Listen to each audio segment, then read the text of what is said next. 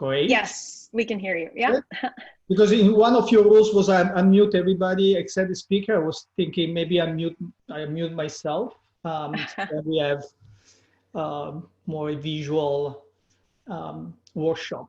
So anyhow, I'm Luca Penati. I'm so excited to be here today. And before we start, how many of you are currently a founder or CEO at a startup? I know that you are all not sharing your video, but if you can raise your hand. Okay, cool. Perfect. How many of you are considering the big leap of faith to become one? Maybe in the future, near or far? Cool. All right. Perfect. All right. So we have a mix. So it's exciting. How many of you are branding, marketing, communications expert, or you have a good proficiency in it? A few. Great. Wonderful. Someone is a novice. That's perfect. You are in the right place.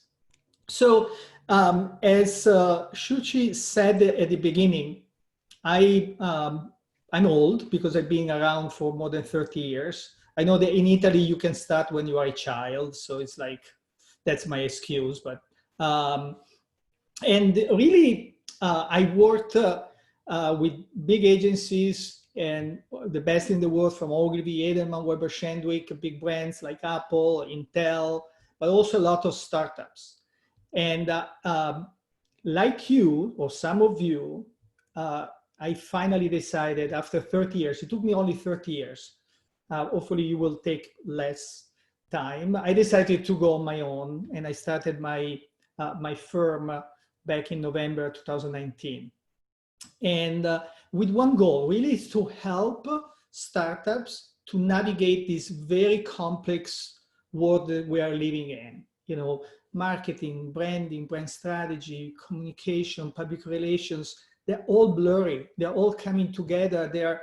And it's there's so much, can be overwhelming. And so it's like, I saw so many companies wasting money years over years, or, you know, just because they are trying to do something without having a foundational strategy that can really help to decide where to focus on. And so that's why I started Penati and Partners. And that's today, I really want to share with you. Let me start, share the screen. Let's see if it works. Can you guys see? Yes. Okay, great. And so I, sorry, I have a bad cold. And so I decided to focus on really helping. And in talking with the many clients in the past and many prospects and startups, I realized one thing, that, you know, not many companies out there, large, small, or in the middle, knows how to articulate their narrative. And it's really at the core of what I think it's a good brand communication and marketing strategy. So today, I'm going to walk you through some of the lessons I learned, some of the things I saw that work really well. And, you know, hopefully you will get some from this experience. As Shuchi said, at the end, we're going to have a Q&A. And this is the, let's see if I can go to the next slide. This is really what we are going to talk about.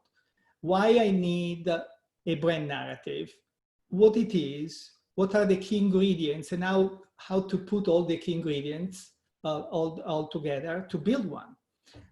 We'll have a Q&A at the end, but we are going to have a couple of exercises. So, you know, this is meant to be more a workshop than a lecture.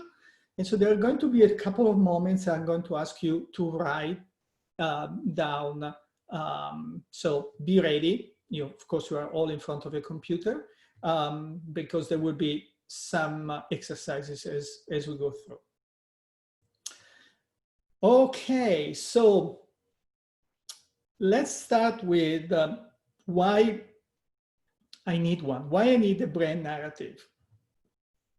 Well, there is a lot of noise out there. If we look at, and these are data, and, I'm so glad that I'm talking to you today as women in big data, how data is important, but also how much is out there. And, the media world it's crazy. I mean, these are also pretty outdated, probably 2018 numbers, but almost 6,000 tweets per second, more than 500 hours of content on YouTube. Every minute it's being uploaded. More than 95 million photos and videos on Instagram per day. 3,000 Google search per second. I mean, how do you stand out and stay relevant when there is so much noise, so much content out there? And, I love this quote because it's ultimately it's about story, but there is a scientific reason behind. Our brains are not hardwired to understand logic or to retain facts. Our brains are wired to understand and retain stories. It's how people remember you. It's how you become memorable, is through stories. So when I think about, okay, you are an entrepreneur, you are a startup, and it could be that you already started and you are already in Series A, but you're still trying to figure out your brand and your strategy, your marketing strategy and so forth. These are the 4 elements of that I usually help clients to go through. First, it's the brand strategy. I always start with what's your purpose, what's your visions, what are your values that really shape the behavior and how you behave internally and externally with your customers, your partners, your employees. And all that comes all together through a narrative. It's the easiest way to bring that to life. Then we go into the brand identity, visually, how we want to be perceived outside, but also from a personality perspective. And what's our voice? That is kind of, it's packaged with a brand guide. So that's like the second step. They always go quite quickly one with the other. And then we go into the messaging, and this sometimes is where a lot of companies, what they do, of course, they have a logo, they have some visual brand identity stuff, they work on that, and then they start to think about, what's the messaging for the investors, what's the messaging for the customers, and they really skip the 2 parts of this house that we are building. Finally, we go into the plan. Now we have all the elements to build a marketing communication plan that can be very effective, can be very focused and strategic. And therefore, I'm not going to waste money towards things that don't really matter. I'm not going to today spend time on working on the plan, on the messaging.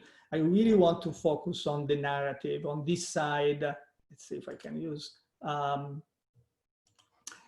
really this, because it brings to life the foundational piece of a successful of building a brand. All right, so that said, this is our first exercise. I'll give you 3 minutes, and I want you to write your brand narrative. Ideally in less than 300 words. You have 3 minutes, that's a lot, but I'm sure that you have already, boilerplates, information from a pitch and a letter, an email. So I'm going to start from now. Let's open it up, 3 minutes. And you write what you think is your brand narrative for your startup now. If you are not in a startup yet, you can, or, of your department or of your current company, that's fine too, or the company of your dreams. This is just an exercise. So 300 words or less, 3 minutes, starting now.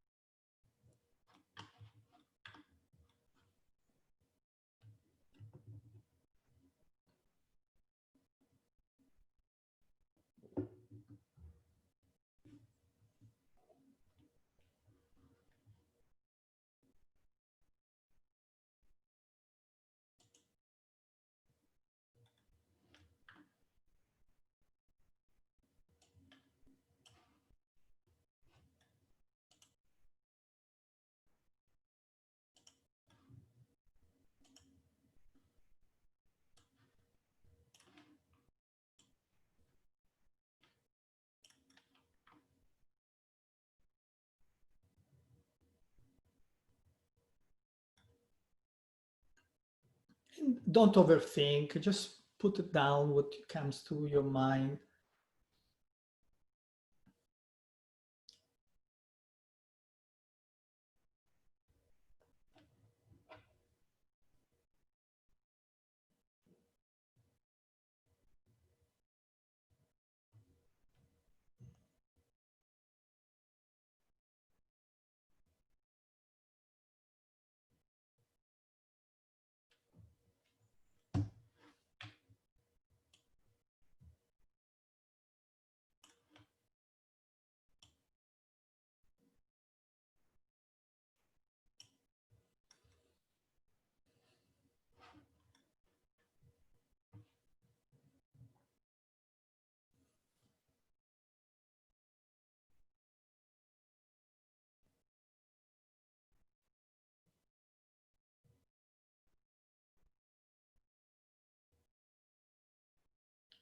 One more minute.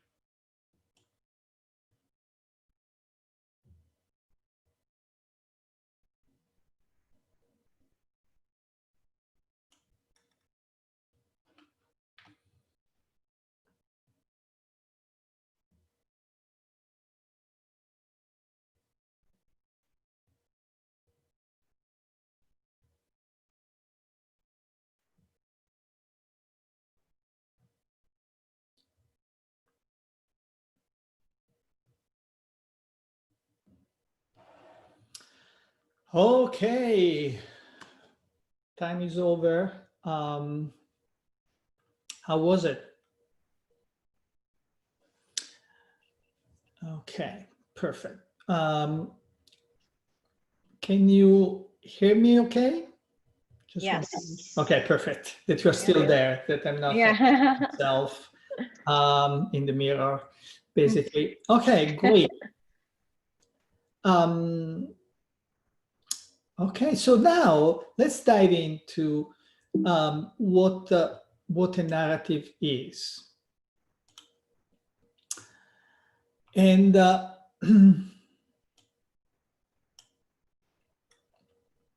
what is a brand narrative? The way I like to describe it is that it's the story a company tells to express its identity, its reason to exist, while providing human and business context. So if I think about, your brand, think about, everything that is about your brand from, the tangible things like your product, your services, the people, and then thinking about your office or your logo, your website, and your interaction with clients. Everything, builds your brand, and that's the word of your brand. And then what I want you to think is about is the world, what's out there, what's what's happening, what's the context, what's happening in the world, and not just the world in your specific industry or in your market. It's really the entire world that we live in. And so that intersection right here between the brand, your expression, and your presence in the world and the world itself is the perfect territory for your narrative. So many times we make a mistake when we think about a narrative, because we think a narrative as a creative exercise. So many times we made that mistake, but in reality, it's not a creative writing exercise, it's strategy. So many times going through this exercise, this process, really, you will find more clarity in your business strategy. And then he will definitely help to define your marketing and communication strategy. So it's a very powerful way to also double check that your strategy is the right strategy. I'm working now with a client that's fascinating because it has an amazing vision, but the strategy is all over the place. So the narrative, it was almost an impossible exercise because when there's no clarity in telling a story, there is also no clarity at the beginning where you started the story. So keep that in mind. And the other thing that, many times I hear is like, okay, what's the difference between a narrative and messaging, right? Well, narratives tell a story rather than send a message. So the way that I look at these messages are really informational bites. They convey facts, but they don't really, almost never evoke emotion, while a narrative is an immersive journey into the world of the company, and it's really a way to emotionally connect with your audiences, with your stakeholders, and engage them. So messaging is more transactional. I send the message, while a narrative is more an engaging exercise. So why they matter? Why having a narrative, a brand narrative matter? There are a few reasons. So the first, I really believe that a narrative helps to make your business strategy stronger. There's no doubt. I've been through so many that now I have proofs, I have data. Secondly, it really guide you and your team for everything brand marketing and PR related. You can always go back and think, okay, that's really my guide. It's my North Star.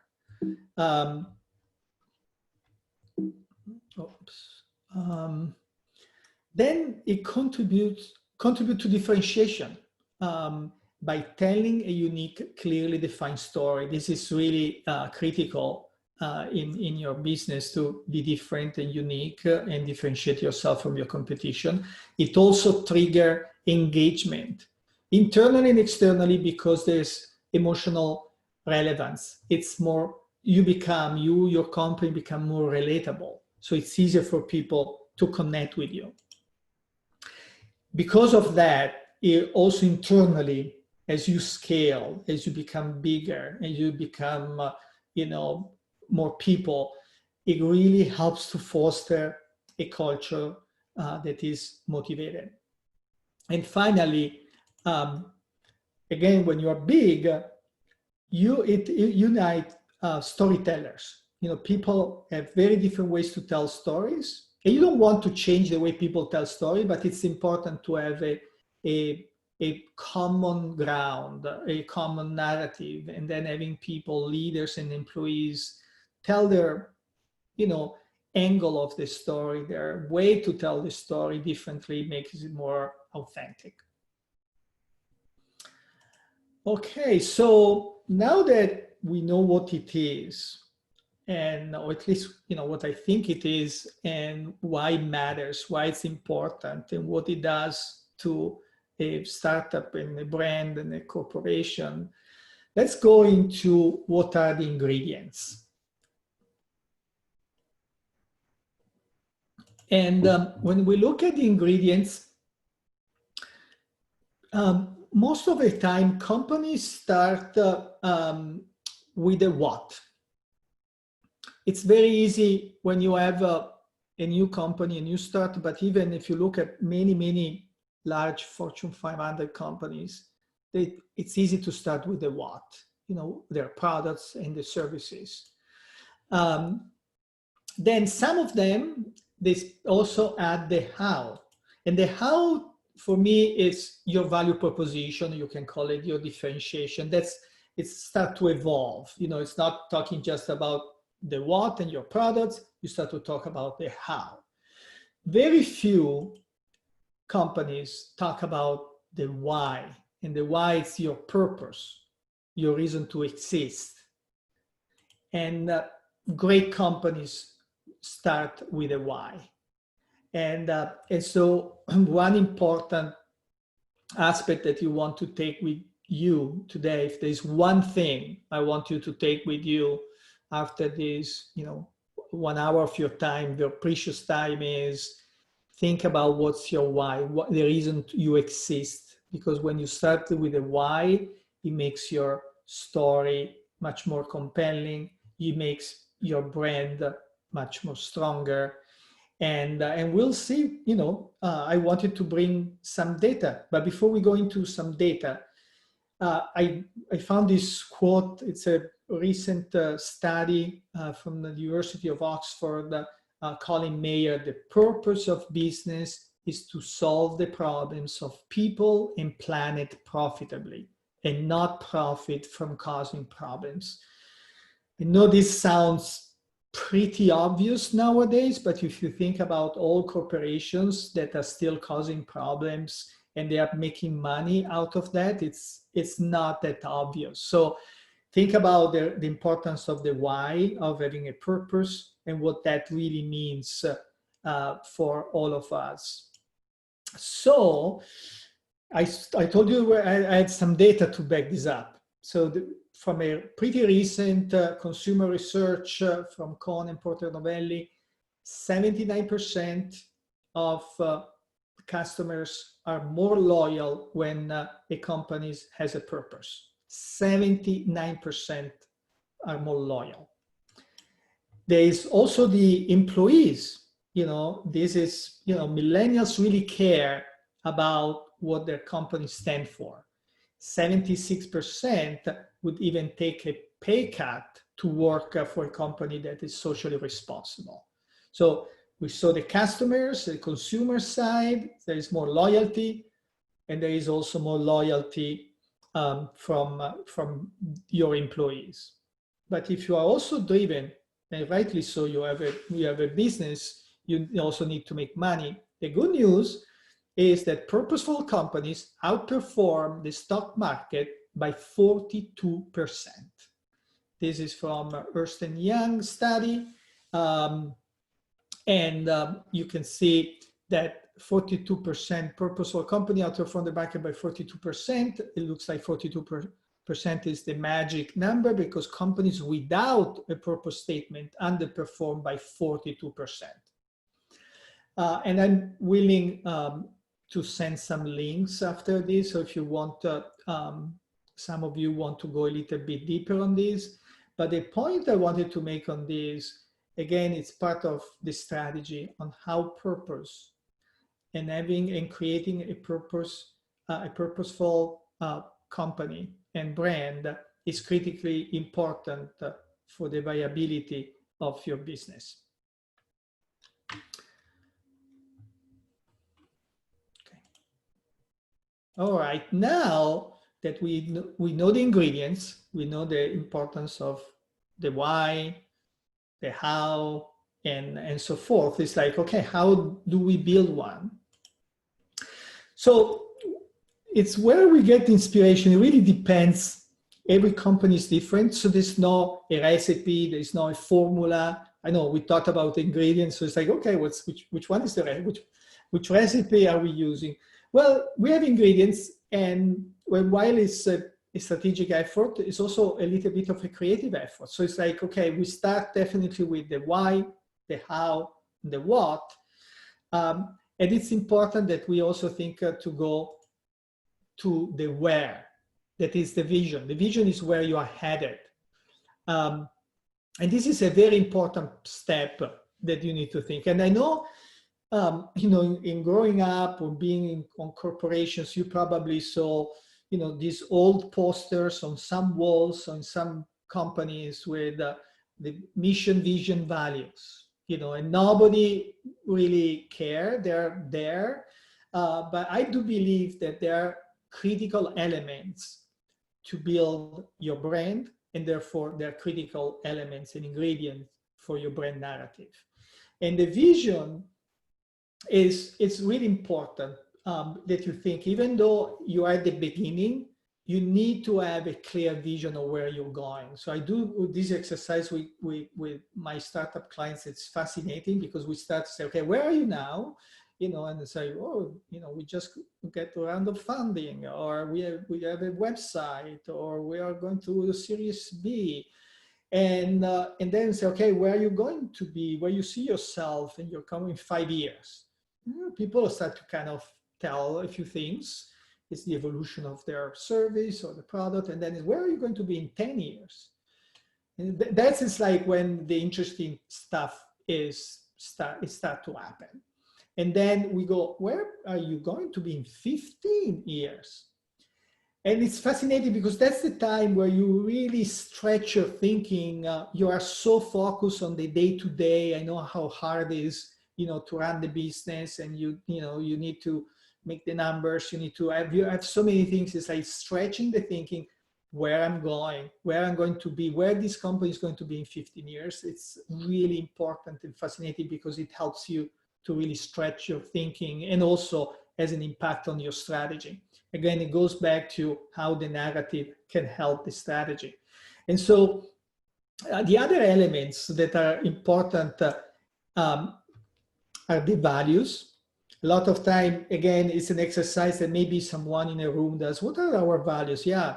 And then, you know, they're cookie cutters. They look all the same. Values are really important because they define your DNA, who you are, as well as the voice of your brand and the personality. So all these are elements that are really help. They're not the only ones, can be other things, but they really help to build your brand narrative. So at this point, after, you know, working for years with clients and helping them to go through this exercise, I developed a very simple structure, because this is not, you know, rocket science, on what a narrative could look like. Again, I don't want you to kind of, okay, this is the formula, but you need to think about, okay, what's the context? What's happening in the world that it really matters to me and to my company? And what's the challenge, the problem that comes from what's happening is really close to our heart and the reason why we exist. And that's your purpose. That's your purpose. And at that point, you know, you differentiate yourselves with your value proposition, why we're different, how we're doing things differently.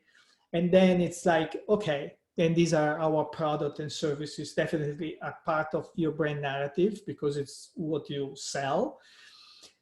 And then you go back and you think about the bigger, longer term vision. Where are you going?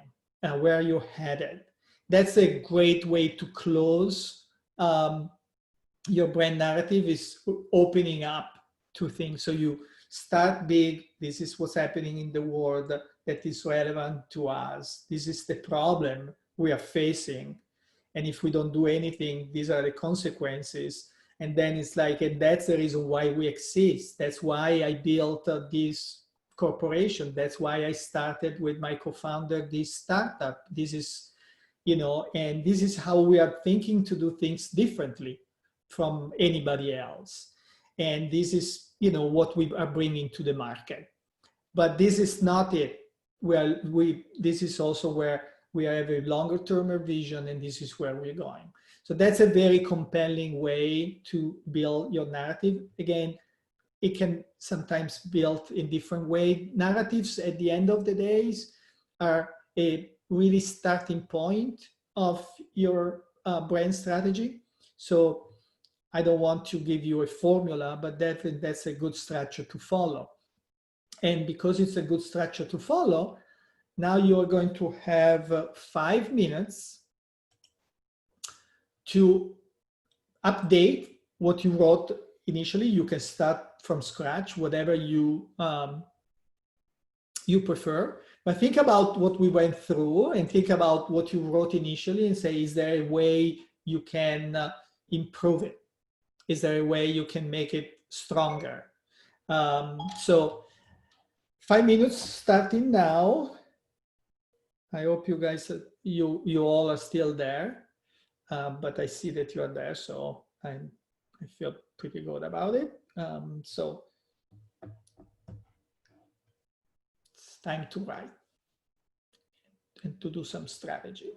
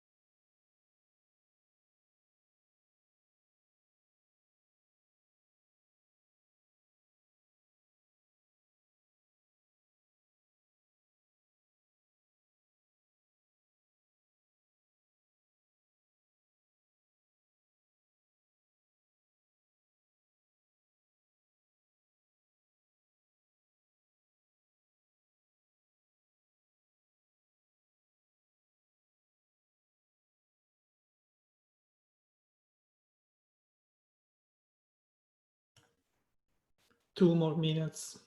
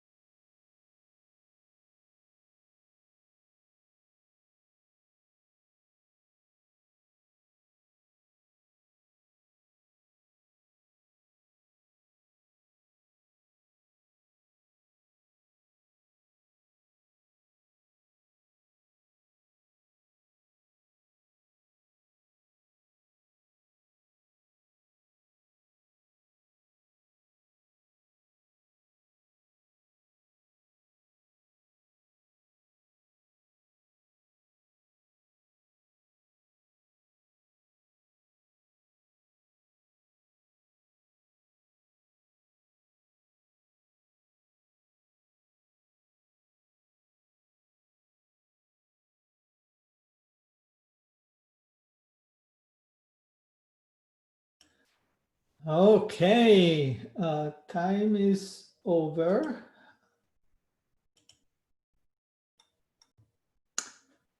So I'm now going to open up. So if you want to unmute, you're open to unmute. We're almost done. I have just one final slide, but I'd like to hear anybody that wants to share their experience. How was it to go from the first draft to the second? Anything you want to share? How it was difficult? It was easier?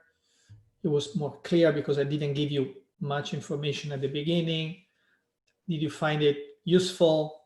So I'm going to open up to you all. Anybody wants to share the experience or something that they learned, or maybe they didn't learn that they were hoping to learn? Yeah, I can share my experience if I can go. Please, Lindy, go ahead. Yep. Okay. Yeah, so this came at like a really interesting time for us because we've actually been working on the narrative and press releases and things for like almost a month now. So it was quite interesting because I had a lot of the words in my head that I wanted to use. So the first draft sort of just felt more of like a word dump of just the story, and it was very mixed. It was blended with an entrepreneur story, mixed with the product story, mixed with some facts, which didn't really land very well. I mean, obviously we just did do it in like 3 minutes, but using the second model, I feel like I really was able to articulate the elevator pitch in a way, or the story in a lot more like a concise one pager. So yeah, for me, the experience was really interesting because it helped me really just to articulate and land the words in the right place. Great. That's good to hear. Do you want to read it for us? Sure. I'll read you my second one, not my first one. That Yeah. one was bad. Yeah. Okay. So mine is, people die at work every day, regardless of COVID-19. There are workplace accidents that happen. Safety professionals are expected to respond and create content to build their culture, and they don't really know where or how to start. The main thing safety professionals complain about is admin, and now safety culture just becomes one more task. We created Amber to solve this problem because it speeds up all your occupational health and safety needs and ties up branding and aligns to your HR strategy, making sure that no departments have conflict on any content created. So Amber is a SaaS model with instant content and campaigns, with project management features, with different demographics and content. We have 3 products: Amber, Amber Professional, and Amber Teams. And using Amber helps you to save lives while building a better culture. Your people get home safe, which is your goal plus ours. We're starting in Africa and growing in demographics and different locations across the world to make sure that every health and safety topic is covered. The end. Great. Well, I didn't read the first one, but definitely you did a great job in creating the context of why you started this company, and I like the way that you frame it. I would encourage you to go a little bit deeper on why you exist. It's kind of finding more your purpose, because it would resonate even better with whoever is your audience.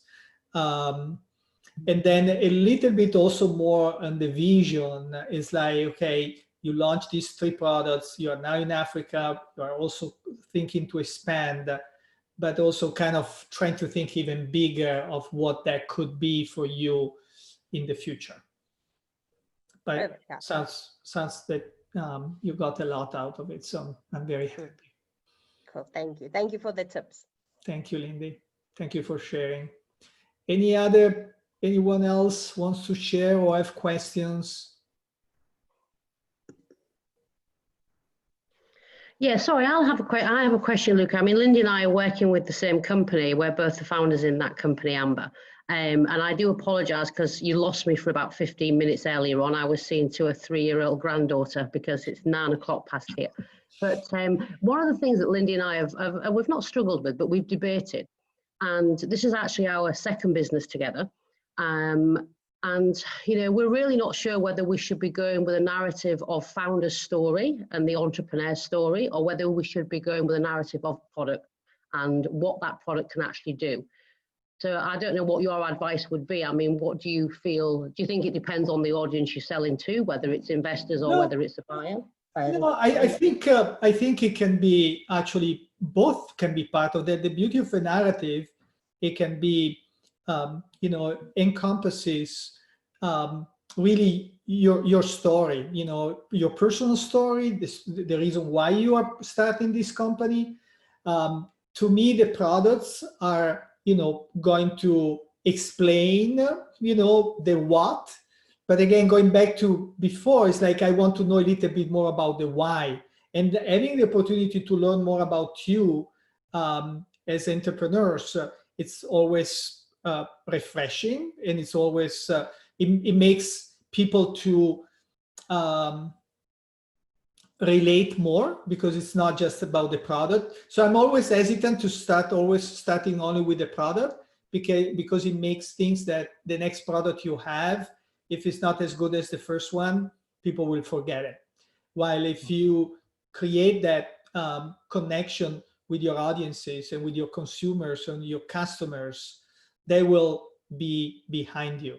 So anything that brings that connection, whatever it's your personal story, whatever it's other, you know, elements, I would not go straight with a product. Now, okay.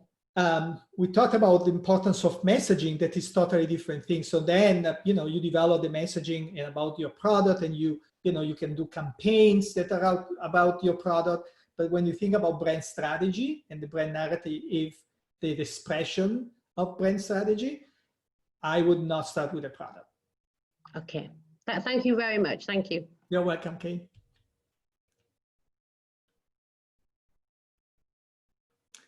All right. Anyone else wants to go?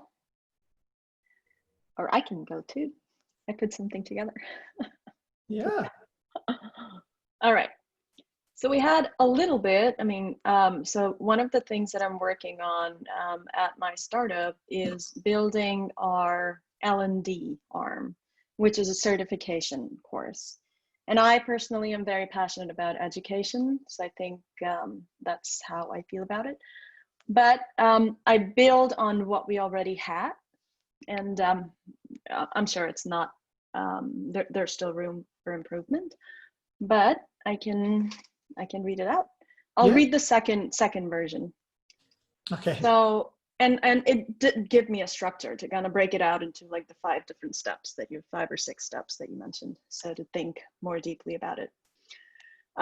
With the world moving towards digital transformation, it's important to make sure that the experience for the end user is consistent across all the endpoints.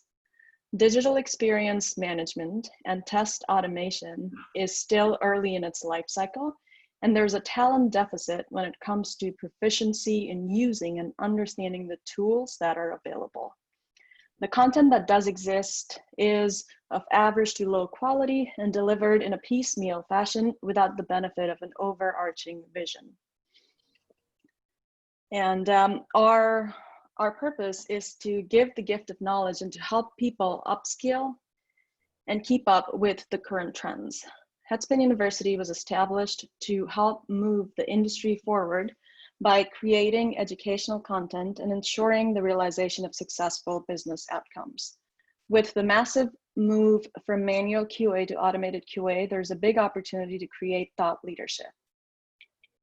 Our product is self-paced online courses and workshops with a great community that enables peer-to-peer learning as well. So that's that's great. Well, first of all, I was a little bit worried at the beginning that was going to become a too buzzwordy type of text speech, because I saw so many. And I thought actually you did a great job in stay as much as possible, stay away from it. I think you frame the problem and the solution you're bringing extremely well. So, Oh, thank you. yeah, no, I think it's, what was your, again, and then you guys, sorry, you all had only 5 minutes. So it's pretty incredible. Of course, your company extremely well. But to me, it's incredible when you start to kind of put all the things together on how much clearer it becomes. Mm-hmm. What was your biggest challenge in going through this exercise though? Oh, me personally, I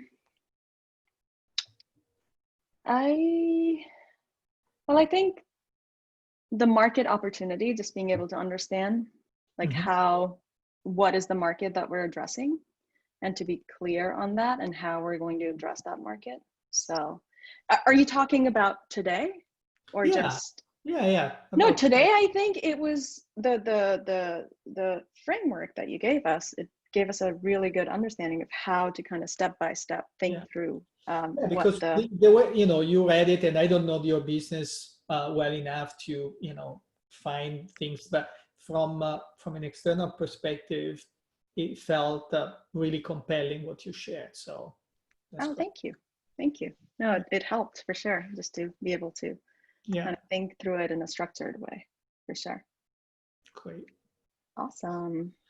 Anyone else want to share or have questions? Shala, I'm just curious, do you have anything? Any questions in particular?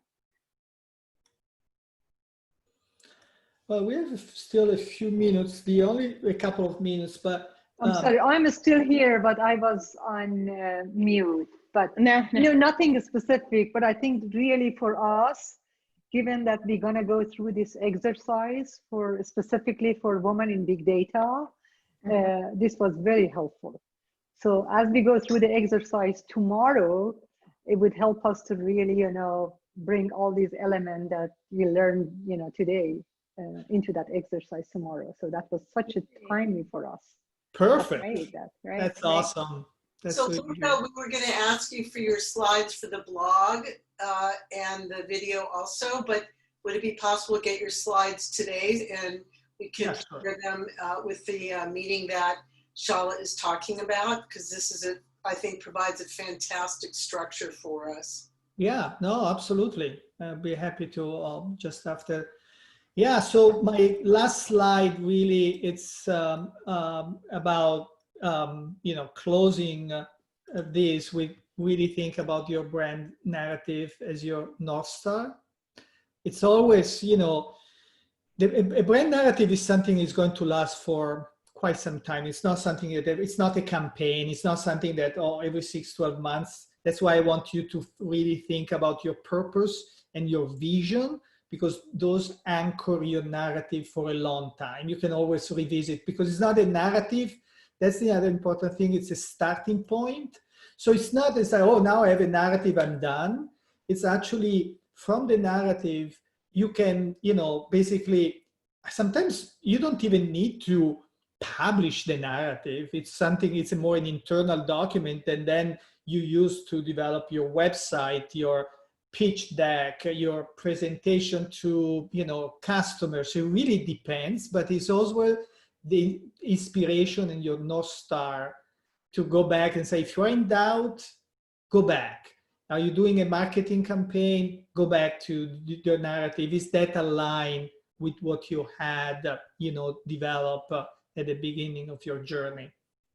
So again, it was fun. It was a pleasure for me to be here today. I really enjoyed doing it and getting to know some of you. I wish you a wonderful, flourishing success with your startups. You can reach out to me. This is my email address if you need anything, or on Twitter or LinkedIn.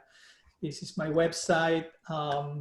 Again, thank you very much for your time. If there is any additional question, maybe we still have a couple of minutes.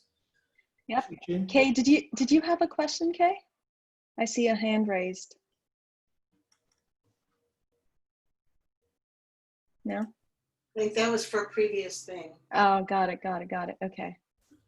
Well, thank you so much, Luca. It's always a pleasure. And every time I Awesome. sit through your workshops, I get to learn so much. My pleasure. My Yeah. pleasure. All right. Have a great Alrighty. rest of your day. Good evening for who is on other time zones. And thank you for your time. Yep. Thank you. Take care.